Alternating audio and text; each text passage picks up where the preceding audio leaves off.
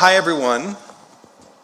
How are we doing? How's our energy level? We're in the home stretch of day 3 and nearing the end of our financing day. As we committed in the morning, our effort is to make financing fun, and so we'll try to carry that through this panel as well. If somebody could find Lay, that would be most helpful. As you just heard, this panel is about changing the investment calculus, flipping the switch from the question, can we afford it, to can we afford not to do an action? And we just heard a great example from Nigeria where they've really prioritized climate and health, put it at the center of their investments in the health sector. As was mentioned, the release of the World Bank's Cost of Inaction report at COP29 last year updated our understanding of the economic impacts of climate change on health at scale. And frankly, the numbers are really startling. Estimates are that climate change could create between 4 and 5.2 billion cases of disease and health incidents. The cost of climate's impacts on health could reach as much as $21 trillion by 2050, just across 69 low and middle income countries. So we're talking about 95% of the population living in low and middle income settings. As big as those numbers are, welcome Lay to the stage. Hi, Lay.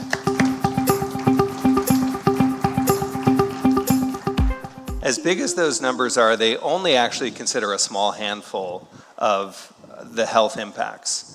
Specifically, it covers mosquito-borne disease like malaria and dengue, which are of course flourishing in a warming world, waterborne disease, which increases due to extreme weather events and flooding, stunting from food insecurity and drought, and the effects of extreme heat. So those are obviously 5 really important areas, but they by no means capture the full extent of the costs of climate change on health. The comprehensive costs would be much larger. And so all of this puts into context the commitments that the world's making and not making to help low and middle income countries prepare and weather and innovate to deal with these effects. At COP29 last year, as was mentioned, wealthy nations agreed to a new collective quantified goal. This is one of those complex phrases that you hear become a buzz phrase out of COP. So this new collective quantified goal aimed to triple the current commitment to provide at least $300 billion annually by 2035 for developing countries. That's a significant increase, a tripling of the previous mark of $100 billion a year, but it falls well short of the actual target sought by developing countries, which was $1.3 trillion per year. So an increase, but not nearly adequate to the demand. So what we'll talk about today is, are these numbers around the cost of inaction compelling? Are they provoking the kind of ambitious financing and policy commitments that are required to avoid the worst impacts of climate change? And if this data isn't startling enough, what would be? What'll it take to actually translate these risks, and not just future risks, but felt effects of climate change on health into investment and action? And then how do we make that happen practically? So we have a fantastic panel joining us today. First, joining me on stage, welcome back to the stage, Lay Camiling-Alfonso, who's a health facility expert for the Asian Development Bank, supporting ADB's work on health infrastructure across Asia, with an emphasis on climate resilience, energy efficiency, and systems integration. Lay has joined us from the Philippines and can talk with a lot of richness about the realities on the ground and how to support country stakeholders to get things done. We're joined by Antonella Risso, who is the policy manager for the Lancet Countdown in Latin America, supporting the development and use of regional indicators for climate health risks and costs. We heard on the first day from Professor Montgomery about kind of the macro picture, what's happening on a global landscape. And so Antonella can tell us about what's happening here in Latin America. We hope to be joined. He hadn't joined when we started the panel, but hopefully he's able to join us, Avinash Persaud, who's a special advisor on climate change at the Inter-American Development Bank. So once again, looking at regional financing, in this case in the Americas. He also has played a really big role on the global stage. He's formerly the Special Envoy for Climate to Prime Minister Mia Mottley of Barbados and an architect of the Bridgetown Initiative, which is focused on macro finance and economic reforms to rise to the occasion of the climate challenge. Avinash, I see you on the screen now. Glad that you could join us as well. And finally, we're joined by Oliver Walker, who I know as Ollie, so I may call him Ollie at times today. He's the founder of Mode Economics, a firm specializing in modeling the health and economic consequences of climate change. His work helps to quantify long-term risks and support smarter policy and financing decisions, particularly in the low and middle-income countries that we talked about in the Cost of Inaction report. So since Lei traveled so far to get here, she gets priority in the questions. So Lei, as we know, the IPCC has said that Asia and the Pacific are perhaps the most vulnerable region to climate change. According to the Notre Dame Adaptation Initiative, the ND GAIN Index, which is a great resource if people aren't using it already, 26 of the 37 ADB developing member countries were rated highly vulnerable to climate change and inadequately prepared for climate change. So they're both at high risk and they're really not ready, according to this index. And then, of course, according to the World Bank Cost of Inaction, South Asia is projected to experience 18% of all cases and 1/4 of all deaths projected in that report. So we've heard earlier today about the growing demand from country stakeholders for increased financing and action. Lei, would love to hear from you how ADB uses evidence like this to generate interest from countries, and what does it really take to translate these costs of inaction into action at a country level? Yes, thank you so much for having me here in our panel. Good afternoon, good evening, and good morning to our listeners also online. It took me 25 hours to get here. And you're right, Asia and the Pacific is a very vulnerable region. And that's why we need more of our voices heard. And it's very important that we are part of these discussions. So the question on how does ADB use the data? And I think it's also similar to how we advocate for certain things. It's the same data that we already know and the data that is already compelling for action. And maybe I'll give a very good example on this, on a more directed audience sense, not necessarily from a national level, but for example, just using the data on kidney diseases, for example, and the trend on kidney diseases and the effect of extreme heat on agricultural workers. When the local planners of the municipalities, 1,000 of them, first heard of that, they came to me and said, this is the first time we're hearing this data, and we are alarmed. Because they realize even if we don't have Philippine data on that, they see that the conditions are the same for South American countries that are experiencing this, and our conditions in our country, and that we are a very agriculture-based country.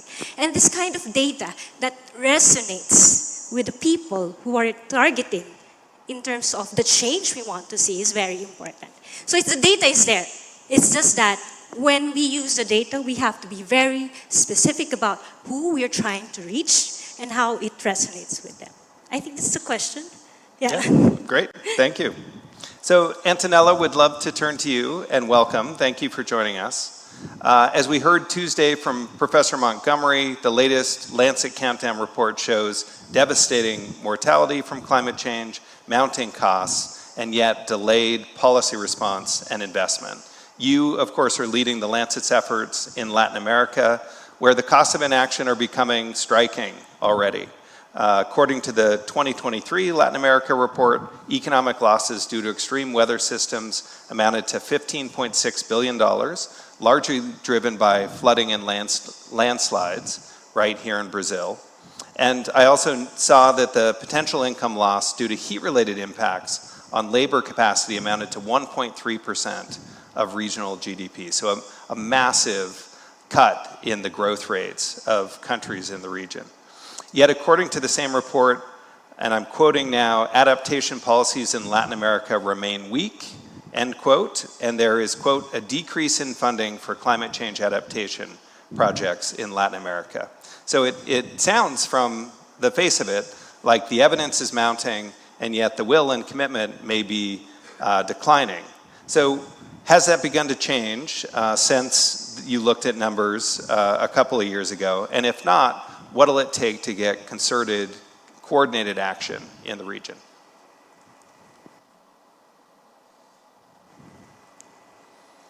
Antonella, we're not hearing you in the room here. I don't know if that's on your end or ours. I don't know if Avinash and Antonella can hear me. I can hear you. Yeah, we can hear you now. Good. Okay, I was scared. Sorry. Okay. So thank you. I think the first thing that we haven't met before, all of you we're meeting for the first time, so I think that's great. It's my first time ever on a finance panel, so that's very good, I think. Not a finance person, but I have worked on climate and health for many years and on policy and on other things. And I live in Patagonia, and I'm in part of one of those regions where many of the impacts are very, very new, like to us. So how does this look like for us? And I think one thing that the Lancet Countdown did is that now we have numbers. Just, I don't know, 5 years ago, that one thing that was really like weird for me is like journalists calling to me when heat waves were happening in Europe and saying, oh, this is bad. Like all these old people, it's dying in Europe. And it's like they couldn't see that this was happening in Latin America too. Now we know this happens in a region. We know like climate impacts are growing, like wildfires, exposure to heat waves, economic losses. We now have numbers on how this is moving in the region that we just didn't know a few years ago. So that's the good thing. Even if the numbers are showing like bad trends and very like worrying numbers in some cases, now we know this. Now we know how many countries have like these HNAPs, like adaptation plans. We are monitoring if the national adaptation plans are incorporating health and how.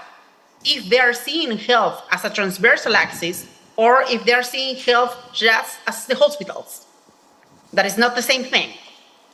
And so now we know that, and what we cannot monitor properly yet if the level of implementation of those plans that only a few countries have. We know that a very small number of countries have like good vulnerability assessments. We know that we need a lot more of this. But at the same time, as Lei was saying before, we know inequalities have long-standing strength in our regions. We know inequalities and vulnerabilities. We know that health is not something that health access and safety of our people is not something that the health sector cannot achieve alone. We know these are development issues. So with all this, with this evidence that we have, something that we do say a lot is that we have enough evidence, we have enough evidence to act.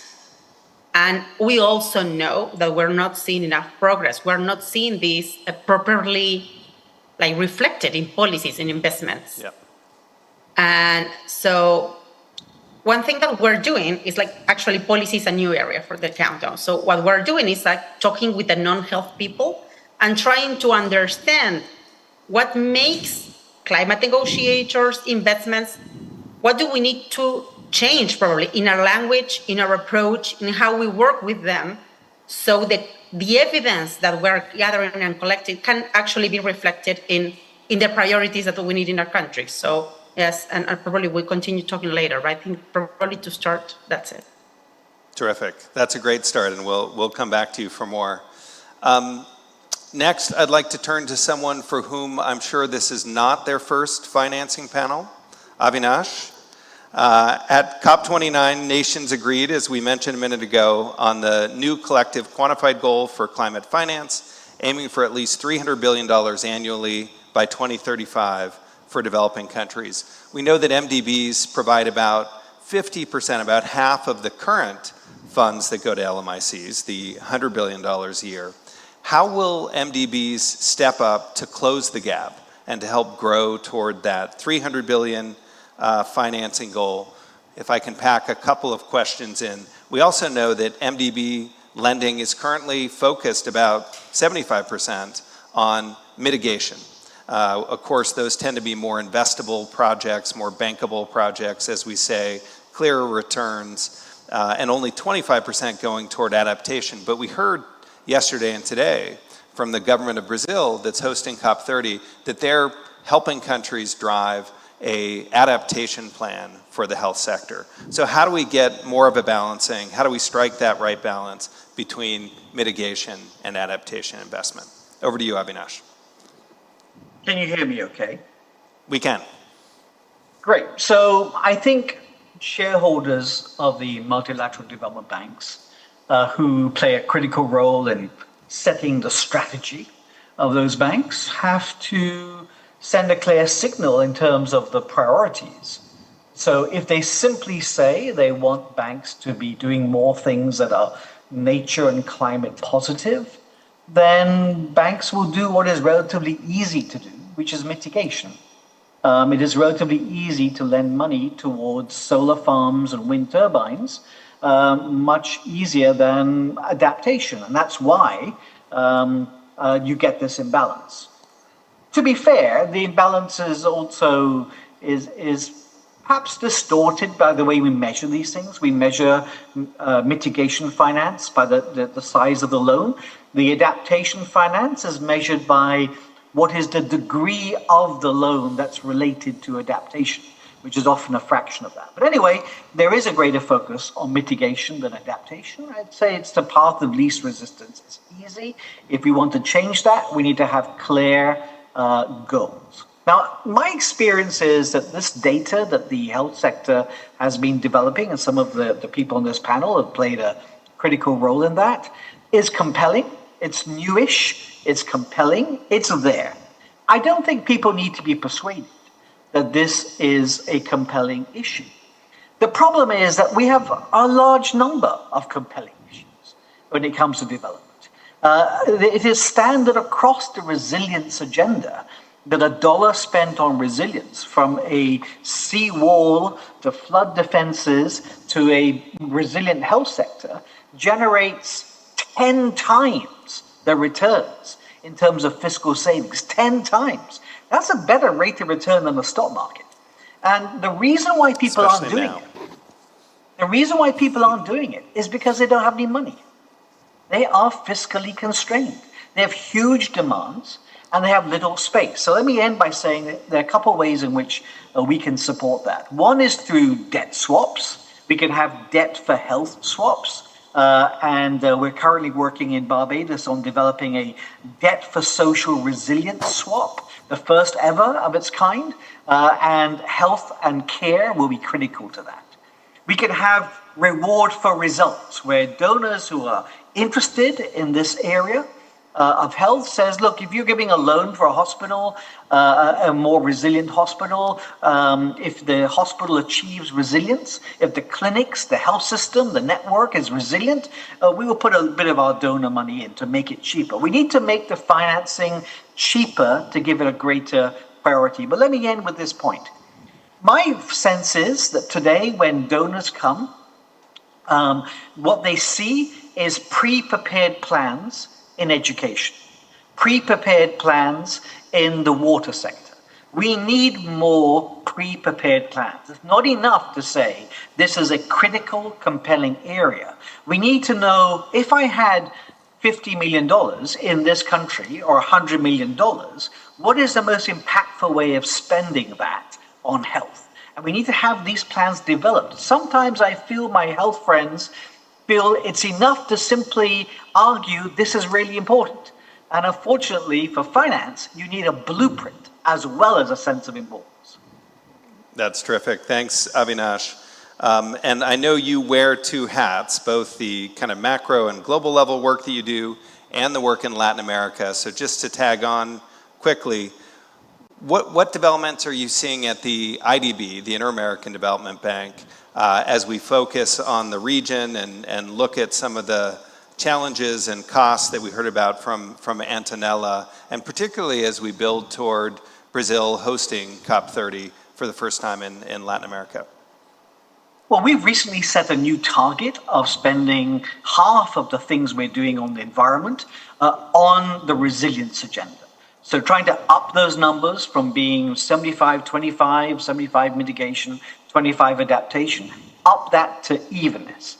We've recently launched a new IDB Cares program, which is about bringing the social sector, social resilience, all aspects of health, community nurses. You know, when we think about healthcare, we think about some grand, big things, but community nurses can have a major impact on making sure communities are much more resilient, and it's relatively inexpensive.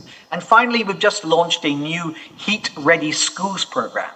We found that kids' education is being very harmed by the fact that they're studying under 40, 45 degrees centigrade heat.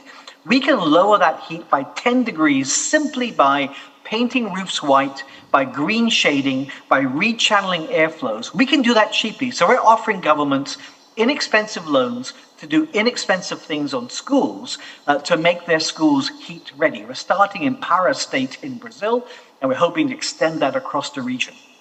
Terrific. Thank you for that. Ollie, let's turn to you. Now, you and I first worked together in the run-up to COP28 in Abu Dhabi, and of course, this was the first COP that hosted Health Day. You know, after 28 years, the first time that health had a firm foothold and some profile on the agenda at COP. You were part of the embedded team that was working to support the COP28 presidency.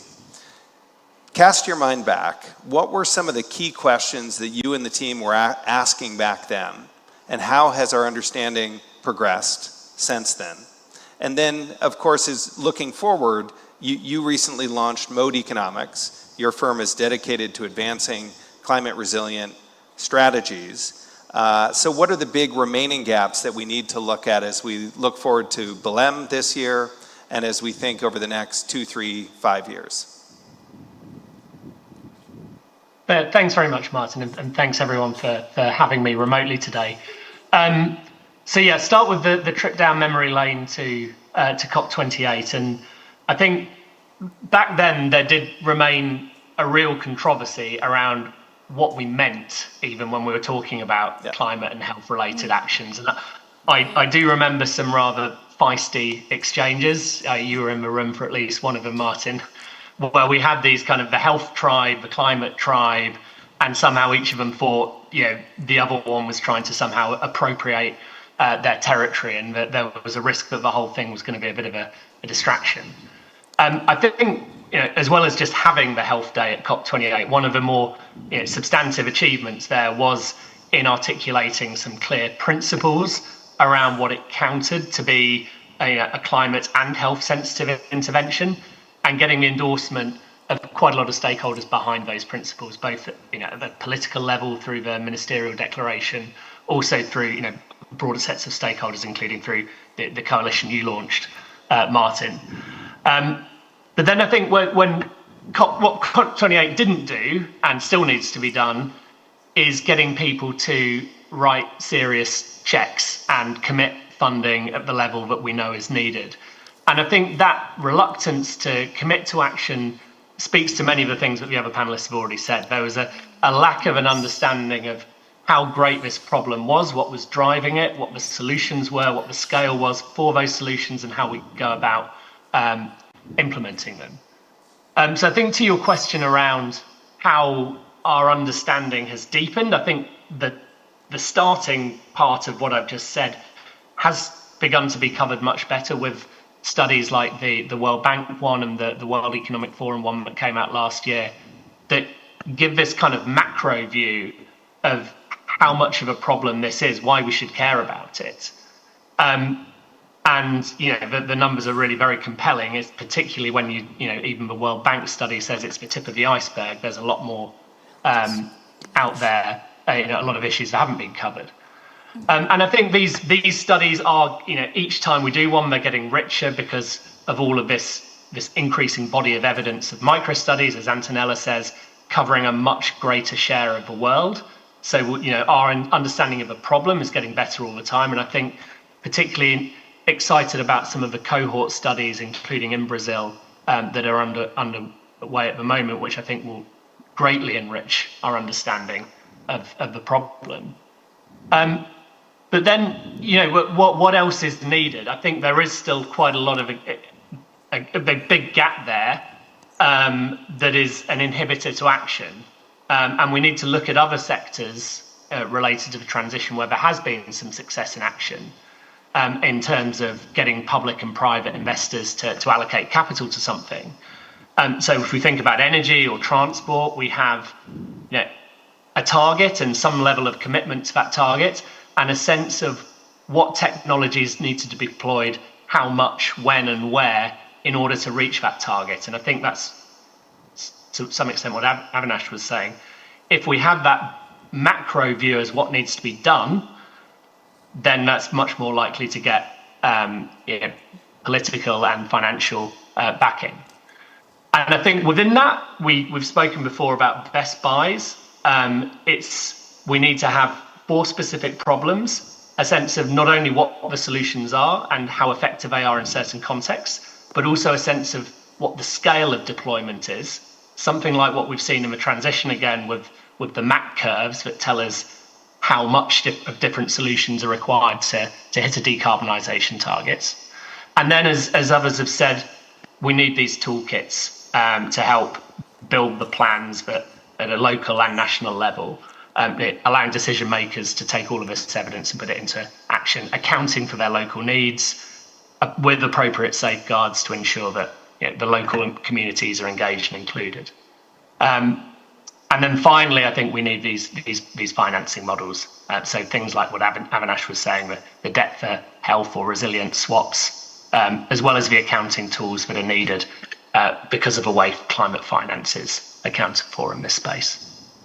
Thanks. So plenty to do. Yeah, plenty to do still. More feisty debates to happen, no doubt. In an earlier panel today, we heard a preview actually from Dinesh Arora and the Asian Development Bank that they're preparing to launch a new structure to make $2 billion in financing available to accelerate the elimination of climate-sensitive disease in Asia Pacific. So we're starting to see some substantial numbers come forward in support of this agenda. I want to take us down into the country level conversation though. I think we're getting to a place of good numbers, a realistic sense of the cost of inaction at a global level. But how do we need to translate that to a national level and even to a subnational level to look at particular interventions and what the return on investment is of individual investments? Avinash, you talked about broadly a 10x return on investment for resilience, but when a Ministry of Health is working with other ministries to try to justify a green climate fund grant and loan package, they need to be able to choose between interventions and talk about costed proposals and a qualified pipeline. So I wonder, Antonella, can we talk to you first? Have you guys begun to translate some of the regional level work that you've produced to key markets and equipping stakeholders locally who may need to convince other ministers, the Minister of Finance, the Minister of Climate, the Minister of Water, that health should be a part of a proposal to one of these funders?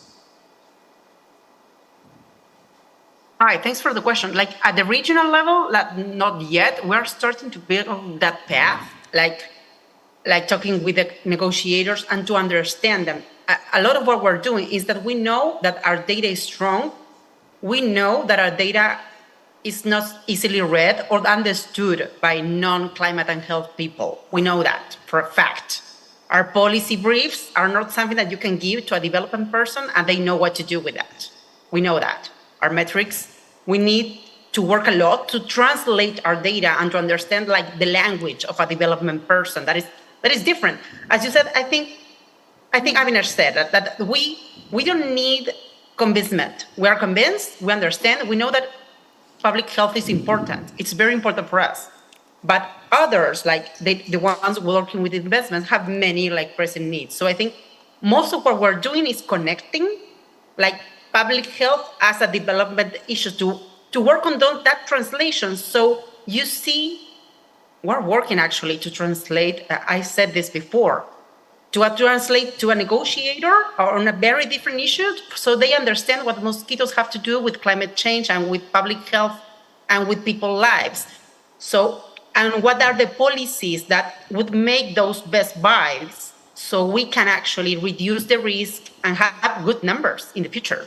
Because right now we're seeing climate impact like growing, but with good policies, we should reduce those numbers, even with climate change like worsening in a way, or global warming worsening. We need policies to reduce the risk right now, but we're not seeing that a lot in the region. So that's the path that we're starting to walk, but in the region, like we're starting to work with the government, so we have those policies. But yeah, hopefully next year I can say yes when we have managed to do this. Great. Leah, I'd love to hear your experience from the Philippines. What does it look like as you've described your role as making things happen. What does it take to make things happen within the government? I would backtrack a bit. Just because our Ministry of Health representative is here, and they are the ones who make things happen. And I would like to go back to that comment, and when we say there's a reluctance to action, I believe we have to approach this with more empathy. And when I say this, it's more like, why is it that the checks are not being written? Why is it that it's not happening? And normally, people want to make things happen. So for example, the Philippines, we have been at the brunt of so many severe disasters that are climate related. And you cannot say that nothing's really happening at the government level because they're at the front lines. The question is first, how do we acknowledge that there is momentum already going on in countries, whether we're there or not? We have to acknowledge that. People are already doing things, right?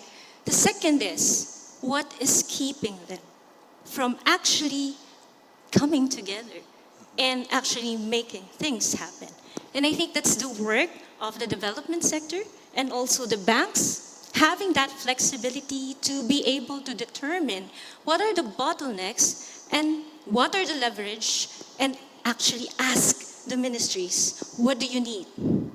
And for us, at least in the Philippines, we have a lot of champions internally. It's just that bureaucracies, as we need to acknowledge, they don't have the right structure to make innovation, collaboration, connections to happen. Who among us is actually investing on making collaboration institutional as a value? That's a strategic asset. And I think we haven't really taken that more seriously. I'll give an example. For example, our Ministry of Health, Engineer Philip here, and his team would like to make the health sector a top priority for energy efficiency. That has a lot of co-benefits, right? But why is it not happening? Because our Department of Energy is so much into everything. What we are arguing here, and what they've argued, is that we need a fast lane for the health sector. And the argument there is data. It's no-brainer. Among the health sector, who among them is actually using up a lot of electricity for operations? Health facilities operate 24/7. So it's not difficult for us to actually get them together on the same table. So that's just an example of pushing the lever. And that's why when we talk of these things, you cannot write checks if there's nothing that will happen down the line. Right. And I think the key there is also investing on culture change, collaboration, and unlocking those investments that will happen because they are already collaborating. Yeah. Yeah. Yeah, that's a great example. You know, and one of the lessons from that is sometimes we can't invest only in projects. We also have to invest in capacity to enable collaboration across ministries, to enable these projects to move forward within the government. It's one of the encouraging things that we've seen from the Green Climate Fund. You know, they recently passed a $500 million pool of what they call readiness and preparatory support funding to enable risk assessments, capacity building, costed plan development that ultimately will feed investment. So I want to ask a question of each of you, and I'll start, Avinash, with you, and then Ali. COP30 is, you know, being called many things, but the solutions COP. What is it going to take by the end of this year, or say in the next, 12 to 18 months, to unlock additional investment that's going to enable and meet the country needs that we're hearing about today? Avinash, over to you. And you've just talked about some great examples of what the IDB is doing. What else is needed to take this agenda to scale? Let me be a bit controversial. There needs to be a change of tactics from the health sector. So what we did on climate in the Bridgetown Initiative is we realized that at every conference we went to, there are thousands of pretty little things people were doing, and none of them was scalable. So we decided that a key part of the problem was scale. Now the problem with economists is we love to disagree with each other. And so there was confusion about what was needed. And what we deliberately did was abandon our numbers and converged on other people's numbers. And we made this notion that developing countries need $2.4 trillion for climate, and we repeated $2.4 trillion. Now everyone repeats $2.4 trillion. And we said $300 billion is needed for adaptation. 1.9 is for mitigation. We repeated over and over, converged. There needs to be a convergence in the health sector. That of this $300 billion for adaptation, $100 billion needs to be spent on health. And this is what you need to spend it on. You need a convergence that raises the profile of the power, the impactfulness of this money, what it needs to be done in health. And at the moment, we just know this is a useful, important area, and there are thousands of things we can do. And that does not give you the power to do something. So get the sector together, develop a $100 billion plan, and let's get a clear convergence about what needs to be done, what we can make most impactful with this money, and raise that number and repeat and repeat and repeat. Because today it's one of a long list of important needs, and we need to get it out of that space. Avinash, that's so helpful. I randomly saw Steve Jobs' recommendations for communications recently, and you just hit on two of the points. Make it simple, make it clear, make it actionable. And so what I'm hearing is all of this hard work and messiness over the last few years needs to come down to a $100 billion plan and the impacts that that would achieve in the world. Ali, let's turn to you and maybe even give you the final word here.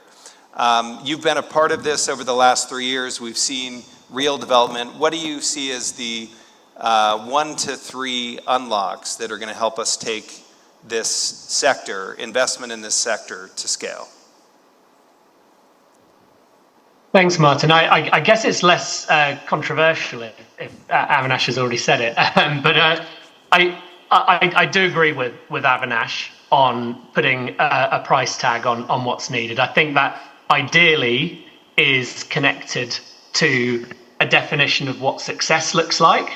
And I think it's also connected to a definition of, at a high level at least, where the money is going to go geographically and related to different climate-related conditions, with some sense of where the contributions have to come. So I think it's a macro vision as to what we need to achieve, how we're going to achieve it, and who's going to pay for it.